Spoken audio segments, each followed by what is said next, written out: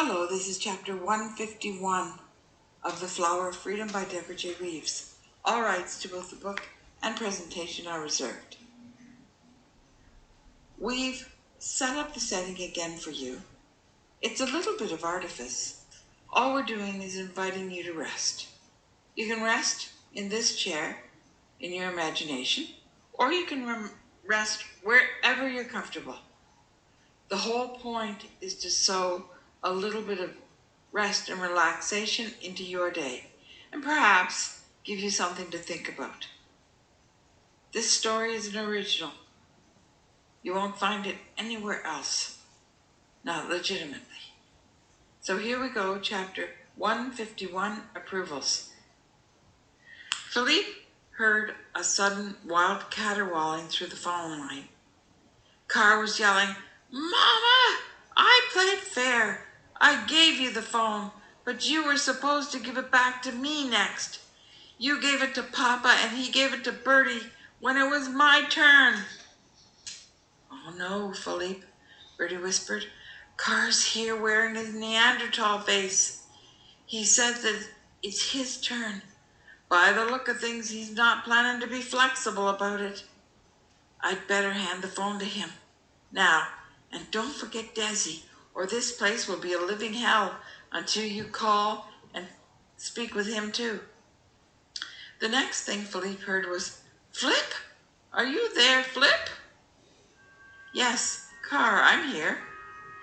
"Guess what? I was wondering if you would let me be your brother. I don't have one, you see, and I need some." "Yeah, okay. But how would that work? Lisie's a baby, and that's how she got to be with us. But you are very big, Philippe." "I was thinking that I could marry Marie, and we could have a big ceremony at a party where I could promise to be your brother forever." "That sounds like it might work.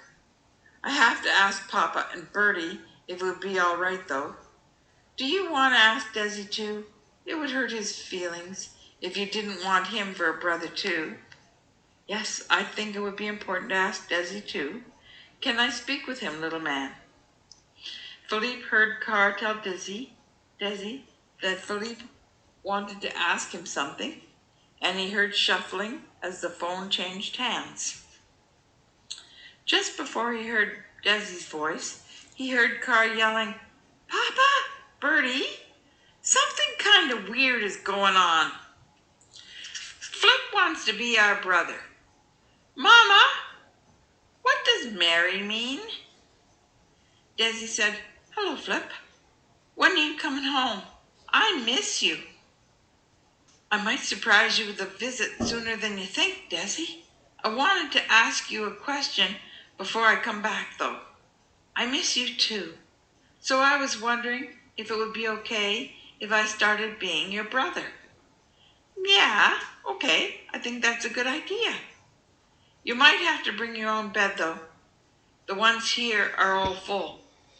"It's a deal, Desi. But I have something to tell you. Do you know what month it is?"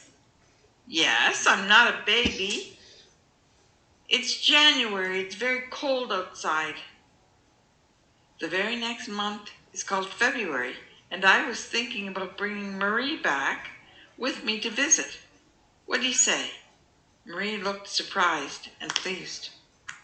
"I say yes, but if you bring her back, you'll have to bring your own bed, because she'll be in the only empty one." Then Philippe heard Desi drop the phone and yell, "Flip is coming! Flip is coming! Mama, Flip can sleep in my bed." Bertie scooped up the dangling receiver and said, "I think that went well, don't you?" Philippe answered, "Better than in my wildest dreams, Rumi." Bertie grinned and said, "Better buckle up your seatbelt, Philippe. You're going from 0 to 1,000 in a matter of minutes. You're going from being an only child to one of 5, 6 if you include Alicia. It's a new life for me, that's for sure. But is it weird that I already feel like one of the family?" "No, that's my family. They pour that love out over everyone.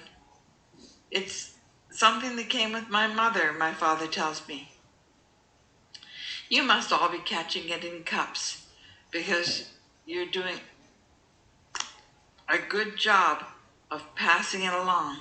I know, I feel it. That must be some sort of unrecognized talent in life. We're definitely a talented bunch, Bertie joked. Philippe informed Bertie, I better go now before the people at the party here send out a search party for your sister. I'll make your excuses on this end, Bertie laughed. I have broad shoulders, so I'll carry your burdens, brother. See you in February. I have to live with the twins when they squeal, Flip is coming! And I can only take it for so long. Hey, Philippe, I really am glad it's you, buddy. Tell Marie that she's even smarter than I thought she was. Bye for now.